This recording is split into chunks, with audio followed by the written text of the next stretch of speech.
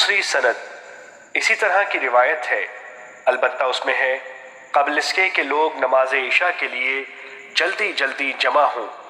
आप सल्लल्लाहु अलैहि वसल्लम तशरीफ़ लाए जबकि आपका सांस फूला हुआ था और आपने अपनी उंगली को इस तरह उठाया हुआ था।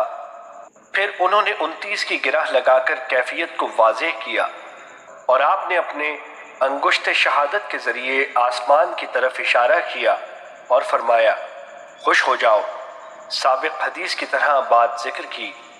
अल्लाह ताला कहता है, मेरे फरिश्तों, तुम मेरे बंदों की तरफ देखो, एक फरीज़ा अदा कर चुके हैं और दूसरे का इंतज़ार कर रहे हैं। हदीस नंबर 1036 मुस्नद अहमद। सैयदना अबू हुरैरा रज़ी अल्लाह अन्हु से मरवी है कि रसूलुल्लाह सल्लल्लाहु अलैहि वसल्लम ने फरमाया, एक नमाज के बाद दूसरी नमाज का इंतज़ार करने वाले की मिसाल उस घुड़सवार की है जिसको उसका घोड़ा अपनी पुश्त पर सवार करके अल्लाह के रास्ते में अपने दुश्मन की तरफ तेज़ी से दौड़ा जा रहा हो। जब तक इंतज़ार करने वाला ये शख्स बेवज़ू नहीं हो जाता, उस वक्त तक फरिश्ते उसके लिए दुआए रहमत करते रहते हैं, जबकि वो आदमी रिबात अकबर में होता है।